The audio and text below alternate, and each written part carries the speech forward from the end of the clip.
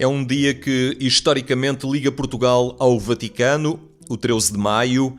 Em 2020 as celebrações decorreram de uma forma inédita, mas o Papa Francisco não deixou de assinalar o dia da primeira aparição de Nossa Senhora de Fátima, com apelos à oração pela paz, a conversão e o fim da pandemia. Vorrei avvicinarmi col cuore alla diocesi di Fatima, al santuario della Madonna oggi.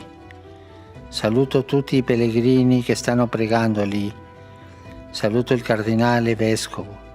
Saluti tutti uniti con la Madonna che ci accompagni in questa via di conversione quotidiana verso Gesù. Saluto gli ascoltatori di lingua portoghese e in questo giorno, 13 maggio, incoraggio tutti a conoscere e seguire l'esempio della Vergine Maria. A tale scopo cerchiamo di vivere questo mese con una preghiera quotidiana più intensa e fedele, in particolare recitando il Rosario come raccomanda la Chiesa obbedendo a un desiderio ripetutamente espresso a Fatima dalla Madonna. Sotto la sua protezione i dolori e le afflizioni della vita saranno più sopportabili.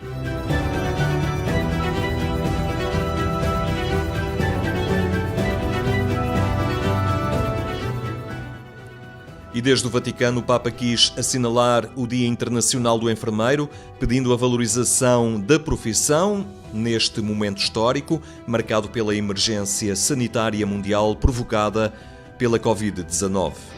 E preghiamo oggi per infermieri, le infermiere, uomini, donne, ragazzi, ragazze che hanno questa professione, più di una professione, è una vocazione, una dedizione. Che il Signore li benedica. E in questo tempo della pandemia hanno dato esempio di eroicità e alcuni hanno dato la vita.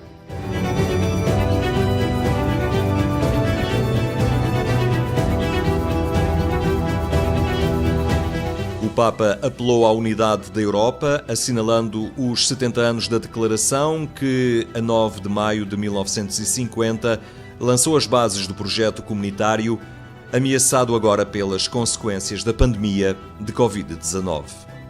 Questi 2 giorni passati sono state 2 commemorazioni, 70° della dichiarazione di Robert Schuman che ha dato inizio all'Unione Europea e anche la commemorazione del fine della guerra. Chiediamo al Signore per l'Europa oggi che cresca unita in questa unità di fratellanza che fa crescere tutti i popoli nell'unità, nella diversità. Essa ha ispirato il processo di integrazione europea, consentendo la riconciliazione dei popoli del continente dopo la Seconda Guerra Mondiale e il lungo periodo di stabilità e di pace di cui beneficiamo oggi.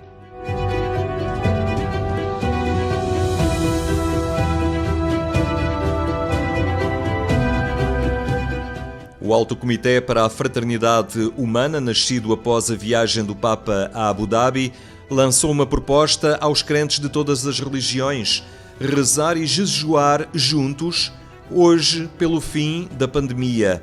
Uma iniciativa que conta com o apoio de Francisco. La preghiera è il modo per comunicare e per ascoltare Dio. Con questo spirito ho accolto l'invito dell'Alto Comitato della Fratellanza Umana per dedicare la giornata di domani, 14 maggio, alla preghiera, al digiuno e alle opere di carità. Invito e incoraggio tutti a unirsi a questo evento. Uniamoci come fratelli nel chiedere al Signore di salvare l'umanità dalla pandemia, di illuminare gli scienziati e di guarire i malati.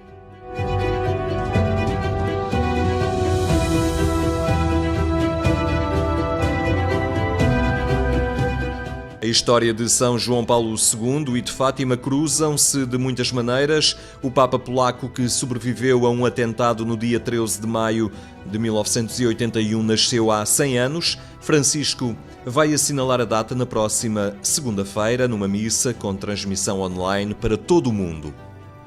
Torniamo col pensiero alle sue apparizioni e al suo messaggio trasmesso al mondo, come anche all'attentato di San Giovanni Paolo II, che nella salvezza della sua vita vedeva l'intervento materno della Vergine Santa. Nella nostra preghiera domandiamo a Dio, per l'intercessione del Cuore Immacolato di Maria, la pace per il mondo, la fine della pandemia, lo spirito di penitenza e la nostra conversione. E non dimenticatevi di pregare per me. Arrivederci. Boa tarde, bem-vindos a mais uma Conversa na Eclésia. Abordámos a Semana do Papa, a atividade da Santa Sé e, sobretudo, a figura do Papa Francisco e a sua atividade. Hoje tenho comigo o Padre Tony Neves, que se junta a nós desde Roma, sacerdote missionário espiritano. Muito obrigado, Tony, boa tarde. Muito boa tarde, boa tarde. As pessoas não estranhem, nos tratemos todos por tu, mas já nos conhecemos há muitos anos e eu tenho um apreço muito grande pelo Padre Tony, da mesma maneira que tenho pelo Ricardo Perna, jornalista da família, que está, que se junta a nós também. Boa tarde, Ricardo. Olá, boa tarde. Nós começamos a Semana do Papa com um tema interno hoje. As celebrações do 13 de maio chegaram ao Vaticano, por assim dizer, e até de uma maneira muito, muito intensa. O Papa referiu-se às aparições na sua intervenção da Audiência Geral, que tem corrido a porta fechada, mas com transmissão online por causa da pandemia, e referiu-se em várias línguas e em várias saudações, e também enviou uma carta para quem estava a celebrar tanto na Cova da Iria como acompanhando as celebrações à distância por todo o mundo. Foi o caso do Padre Tony, que acompanhou as celebrações desde Roma. Este ano estamos todos no mesmo barco, porque a maior parte de nós teve mesmo de acompanhar a celebração à distância e com uma consciência maior do que somos sempre uma minoria. Mesmo aqueles que lá estão na Cova da Iria, seja 1 milhão, 200 mil, 50 mil, 40 mil, são sempre uma minoria em relação aos que gostariam de estar no 13 de maio. Como é que foi viver esta celebração à distância? Bom, foi viver à distância, apesar de a gente ter esta possibilidade de fazer do longe perto com as tecnologias da comunicação. Eu gostei muito ontem de ouvir o Dom António Marco a citar a mensagem que o Papa mandou e no fundo esta mensagem tem a importância por ser a mensagem do Papa, mas tem sobretudo importância por ser a mensagem para este ano.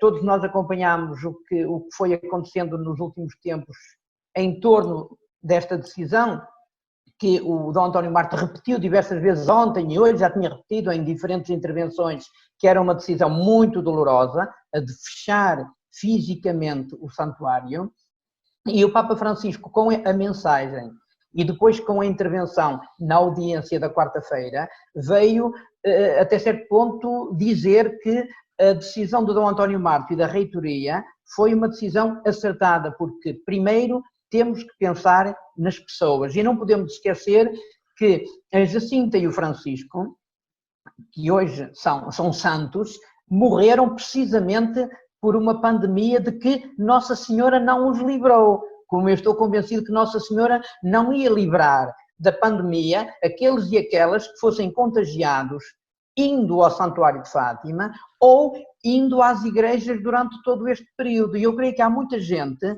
que nem sequer ainda refletiu sobre isso, que Deus, Nossa Senhora, não estão cá para resolver aquilo que nós temos a obrigação de resolver por nós próprios. Ou seja, se a medicina, se a ciência nos diz que este vírus é altamente contagioso e o distanciamento social é a melhor forma de evitar o contágio, portanto é a melhor forma de nos prevenirmos e de lutarmos contra ele e a sua propagação, eu creio que esta também é uma mensagem de Deus. Portanto, termos fechado as igrejas, termos apostado no distanciamento social, termos fechado o Santuário de Fátima foi uma grande decisão e uma decisão certamente carimbada por Deus.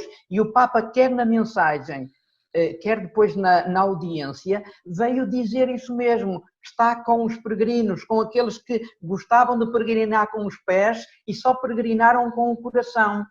Aqueles que gostariam de fisicamente estar presentes e só estiveram presentes na oração e nesta vontade de estar esta união espiritual, que é mais importante do que a união física. E o Papa citou os doentes, citou os funcionários do santuário, citou o seu irmão bispo cardeal, no fundo citou-nos a todos, a dizer, ele próprio também estando longe esteve, e ao mandar a mensagem e ao referir expressamente na audiência Fátima e esta comunhão, ele também esteve connosco em Fátima. Ricardo, nós já tivemos a oportunidade de acompanhar várias peregrinações juntos, a trabalhar contigo no terreno, com um olhar especial que tu tens como fotógrafo de captar pormenores, de ir à procura de coisas que às vezes não são tão aparentes. Desta vez, de longe, o que é que te chamou a atenção nesta celebração que certamente vai ficar na história?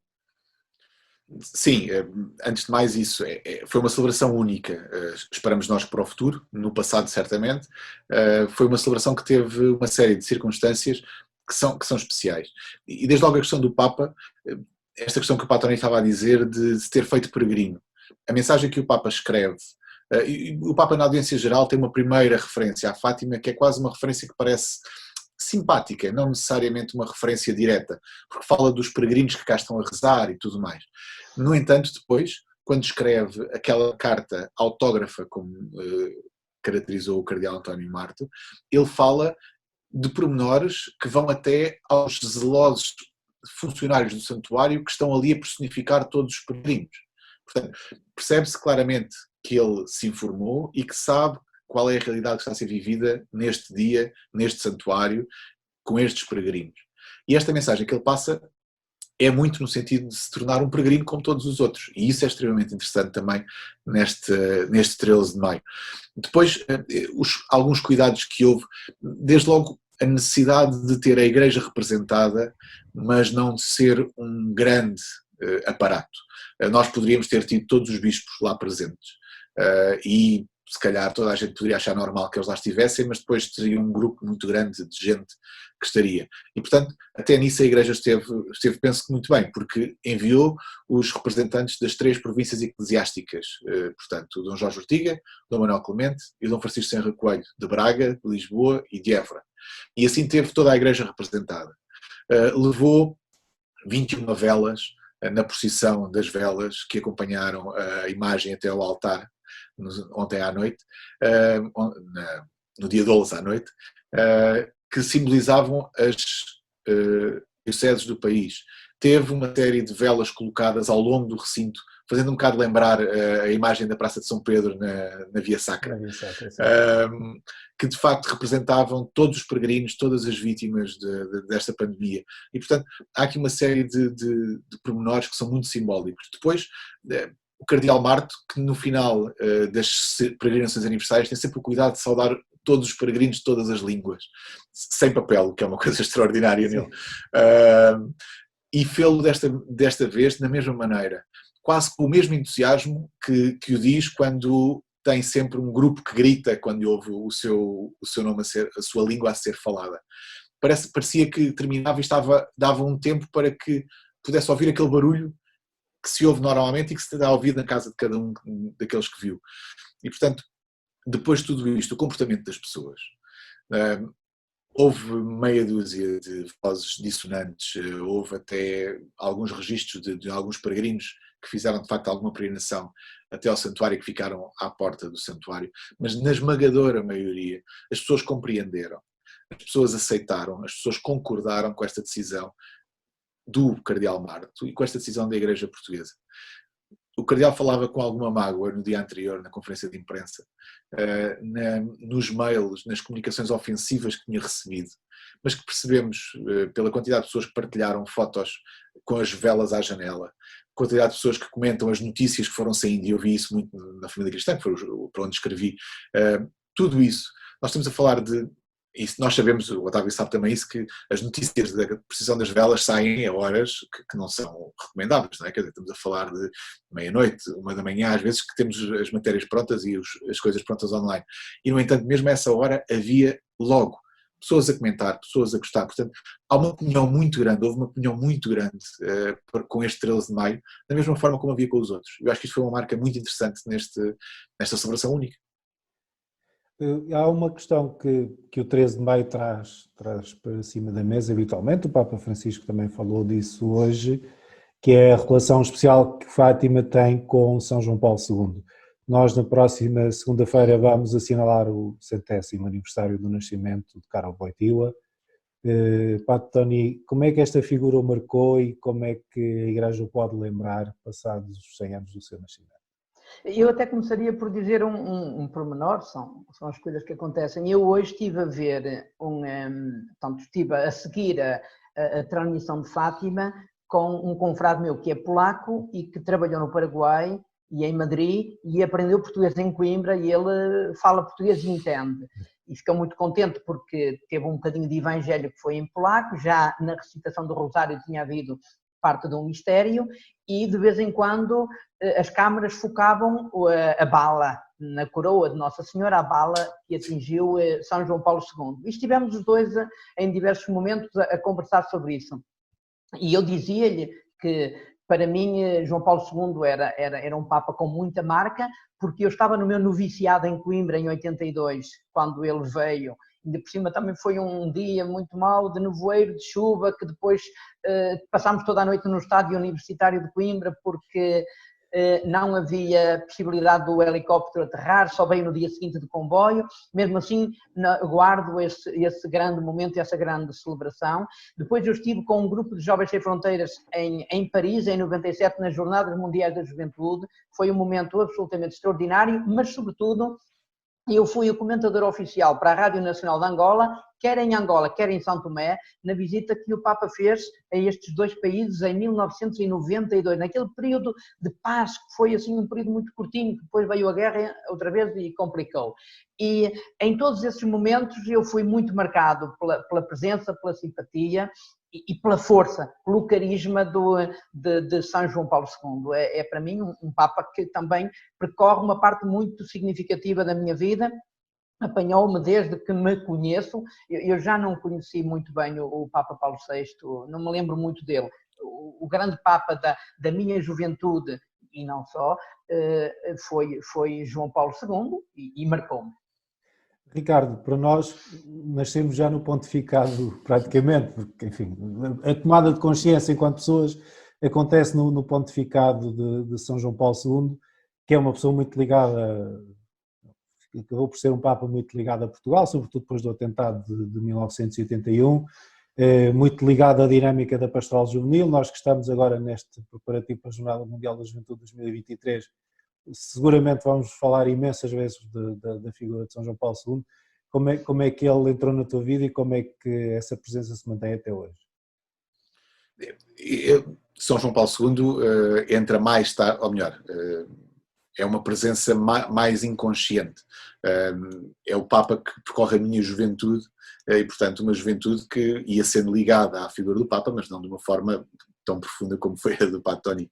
E, portanto, para mim há muito esta imagem, por um lado, do Papa que ia a todo lado, e, portanto, que foi, de facto, o primeiro Papa internacional, o primeiro Papa global, e depois esta ligação a Fátima, este episódio que o liga ao santuário, percorreu a minha juventude, sempre foi algo que me deixou curioso, sempre foi algo que me impressionou, e, portanto, há de facto aqui uma ligação muito grande. Todos os Papas têm ligação a Fátima, nós vemos isso desde Paulo VI e mesmo antes de Paulo VI, mas João Paulo II é de facto aqui uma ligação, arrisco dizer, que mais nenhum dos outros terá. E, portanto, vai ser inevitável marcar este centenário também e sempre ligado a Fátima. Não é que ele não tenha muitas outras coisas importantes, que o teve. Aliás, um pontificado tão grande como o dele trouxe à Igreja imensa coisa que não dá para desligar. Mas para nós portugueses, acho que será sempre Fátima. E será sempre o Papa de Fátima.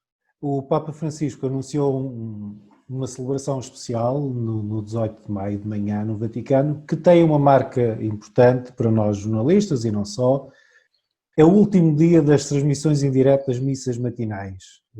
O Papa todos os dias, desde 9 de março, julgo, desde que houve o confinamento e a suspensão das celebrações públicas, a missa da manhã, que não costuma ser transmitida, passou a ser transmitida em direto.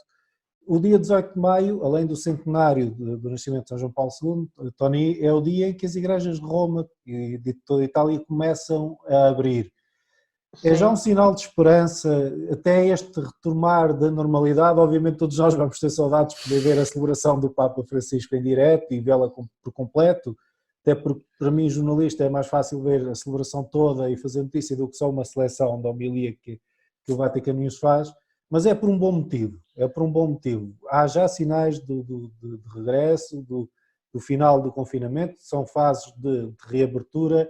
Como é que está a ser vivida essa oportunidade de voltar a celebrar comunitariamente e de ter as igrejas de novo ao dispor da comunidade católica? Bom, eu creio que vocês aí em Portugal também acompanharam que não houve muita unanimidade a nível dos católicos, mas sobretudo particularmente a nível dos bispos em relação a este confinamento e ao reinício da abertura das igrejas. A Conferência Episcopal no seu todo pronunciou-se contra uma primeira decisão de recomeçar muito tarde a abertura das igrejas para as celebrações coletivas, sobretudo a Eucaristia.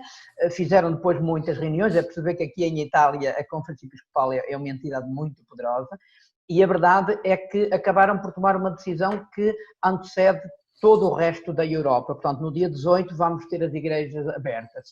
O que eu tenho sentido é que, de facto, os italianos, que regra geral são mais praticantes que os portugueses, gostam mais de ir à missa do que em Portugal, sobretudo uma geração assim mais com um bocadinho mais de maturidade, recebeu com muita alegria o facto de poder já a partir do dia 18 ir à Eucaristia. Vamos lá ver como é que isso vai ser, porque as regras são muito parecidas com aquelas que estão a ser preparadas para Portugal, ou seja, o distanciamento vai ter que ser claro, o uso de máscara, uma série de outras abolições, nós estamos a regressar quase a um Antigo Testamento, mas, sobretudo, sinto que há muitas famílias que não veem com bom grado a ida dos seus pais e avós já muito cedo à missa, com medo que esse contágio possa acontecer, em atenção à fragilidade de muitas pessoas, particularmente aquelas que têm algumas doenças ou têm já bastante idade. Mas a alegria é grande, sobretudo porque é um marco. Ou seja, a Itália foi um país muitíssimo atingido, foi o primeiro a ser atingido, portanto, acho normal que seja o primeiro a poder abrir portas, porque também é aqui que desde já há uns dias a esta parte se nota um sinal de abrandamento do ataque do vírus, e mesmo aquelas áreas, a Lombardia, lá ao norte de Itália, onde morreu tanta gente, onde tanta gente foi vitimada por este vírus, é uma parte onde agora a situação está mais ou menos controlada, portanto acho que não há muitas razões para se perpetuar o fechamento das igrejas. E é preciso dizer que, por exemplo, Roma, e alguns continuam a achar que aquela oração do Papa e aquele Cristo de São Marcelo e a Nossa Senhora Mãe de Roma trabalharam muito aqui a capital. A Roma praticamente não teve casos. O Lásio, que é a grande região aqui à volta de Roma, que é a região mais populosa de Itália, teve sempre um número residual de mortos e de contagiados. Se a gente compara com o Norte, não há comparação possível. Mesmo assim, as regras de confinamento foram iguais àquelas que se fizeram para Milão e para toda aquela área do Norte. E pronto, e terá surtido efeito, porque é verdade que aqui em Roma nós estivemos sempre relativamente calmos, não houve grandes problemas, os hospitais controlaram sempre a situação, nunca houve falta de ventiladores, nunca houve falta de nada para assistir as pessoas que foram aqui nesta área vitimadas. Portanto, talvez a partir daqui o nosso olhar seja um bocadinho diferente, e para nós o regresso no dia 18 das celebrações far-se-á com alguma normalidade. Ricardo, nós temos admirado muito vários gestos do Papa Francisco, a bênção orbiatória especial do 27 de março, a Via Sacra na Praça de São Pedro, a celebração da Páscoa na Basílica de São Pedro, esta decisão de dizer vamos voltar ao que é mais normal, paulatinamente, no desconfinamento, e assumir, e isto aqui me parece também que é importante, mas tu dirás, assumir as indicações das autoridades de saúde italianas. Portanto, se a partir do dia 18 podemos voltar, nós voltamos. É um sinal que o Papa deixa para o resto da Igreja. Aliás, todos estes sinais. É um sinal que o Papa deixa para o resto da sociedade, até mais do que só da Igreja. Porque o Papa tem conseguido ser um exemplo, tem conseguido liderar neste tempo de pandemia por causa disto. O seu bom senso, o seu realismo, a maneira como tem gerido esta situação, tem servido, e a questão da celebração da independência de Itália com aquela imagem de uma pessoa sozinha a subir uma escadaria sem mais ninguém à volta, foi certamente influenciada pelo gesto do Papa Francisco. E, portanto, ele tem assumido muito essa questão. E neste momento ele faz o mesmo. Ou seja, seguir o que as autoridades de saúde dizem. Se as autoridades de saúde dizem, ele nunca se pronunciou, julgo eu, sobre toda esta polémica em Itália sobre a reabertura das igrejas e tudo mais, portanto sempre esteve muito tranquilo com esta questão, até porque na verdade, pronto, sendo ele o bispo de Roma, não tem uma intervenção assim tão grande no próprio país, tem gerido na sua casa, no Estado do Vaticano, seguindo as mesmas indicações, poderia não o fazer, não é? Porque é um Estado autónomo, mas tem feito segundo as mesmas indicações. E portanto, esta reabertura, por um lado deixa pena, não é? Portanto, este deixar de contar com a missa diária do Papa, que muita gente se começou a habituar, mas por outro lado, é também um sinal de regresso à normalidade, que depois vamos ver como é que vai ser gerido. Pronto, eu tenho a certeza que o Papa vai ter o mesmo bom senso que teve até agora e, portanto, tanto a reabertura da Basílica como a reabertura dos museus do Vaticano, portanto, tudo isso vai obedecer aos mesmos critérios que as autoridades de saúde foram ditando para o resto dos monumentos e das igrejas, e eu acho que com isso ele vai deixando, de facto, este sinal, não só para os fiéis, mas para o resto da sociedade, que, de facto, voltar à normalidade sim, mas sem correr o risco de voltar à normalidade do norte da Itália.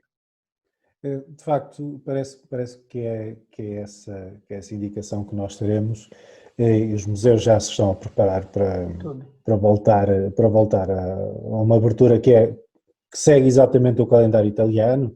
A Basílica, imagino também. Obviamente nós temos noção da dimensão daquilo que estamos a falar. Estamos a falar, no caso dos museus do Vaticano, milhões de visitantes anuais e, portanto, um desafio enorme que se coloca. Apesar de toda uma organização que está muito bem oleada e que tem imensa preparação. Sim, eu arrisco dizer que será dos sítios onde haverá menos problemas a implementar todas as coisas. Arrisco.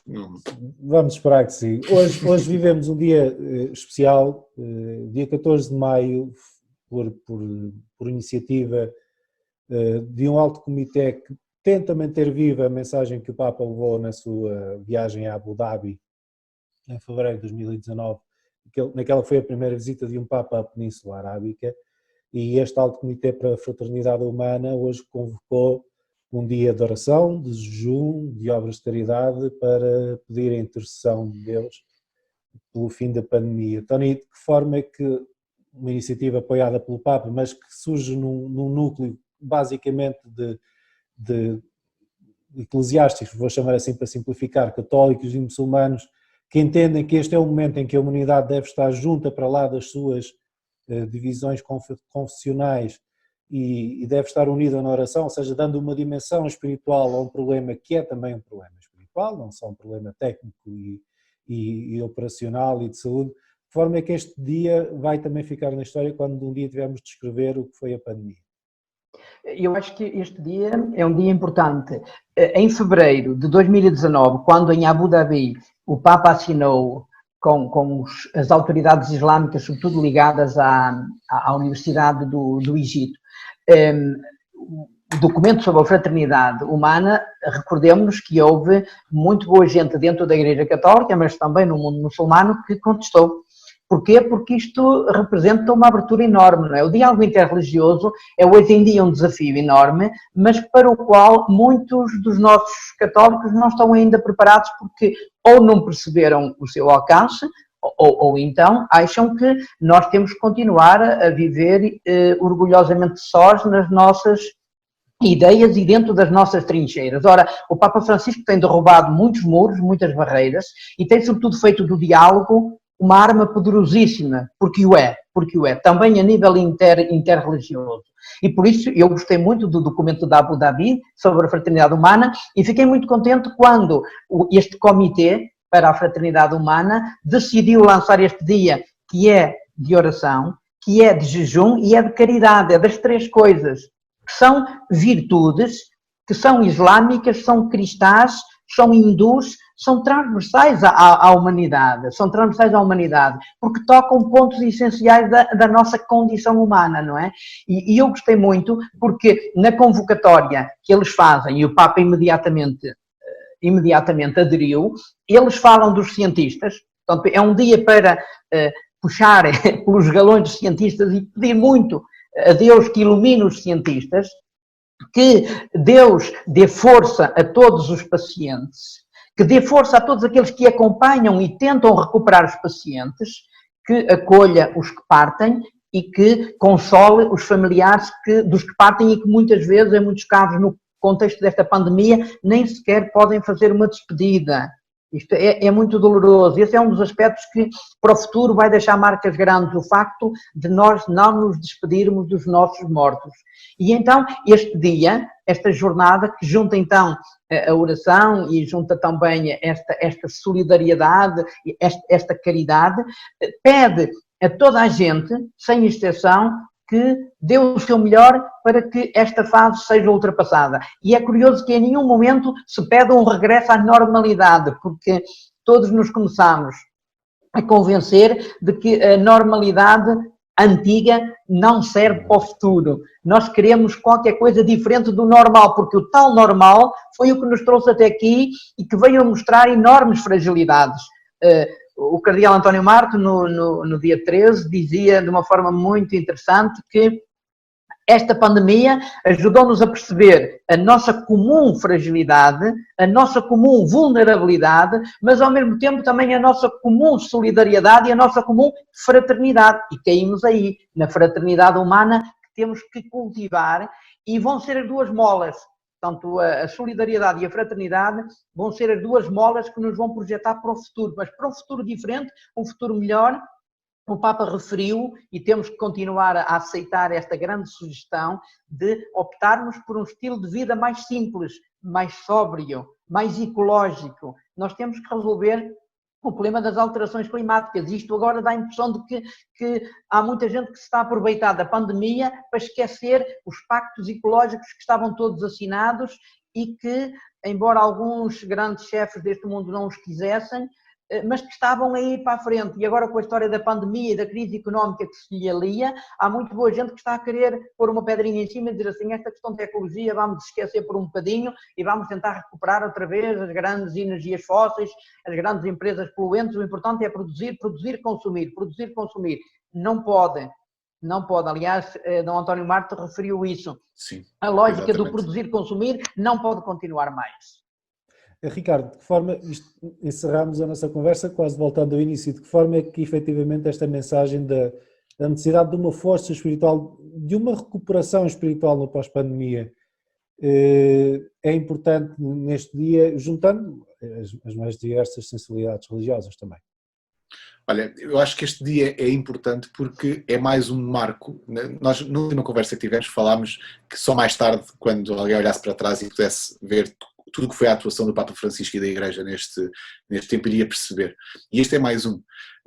Chamar esta iniciativa, que não é dele, mas que ele apadrinha e com a qual concorda, chamar todas as religiões para uma jornada de dois âmbitos, de oração e de caridade. Ou seja, nunca esquecer que é importante a oração, mas lá está, é muito importante também as obras de caridade e a ação. E o Papa Francisco fez muito isto durante este tempo de pandemia. Ele olhou para a oração, não esqueceu a oração, e todos nós temos na cabeça todos os momentos de oração que o Papa Francisco fez que foram impressionantes. Mas também não esqueceu, e todos nós temos na cabeça a quantidade de ventiladores que deu, de dinheiro que despendeu para continuar a dar alimento aos sem-abrigo e quem precisava, de como ajudou outros países com máscaras e equipamentos de proteção. Portanto, esta noção de que, de facto, o espiritual e o caritativo têm que caminhar juntos, vai ter neste dia, não é? Nesta sugestão de oração, de facto aqui um grande marco. E vai ser mais um grande marco neste caminho de como lidar com a pandemia.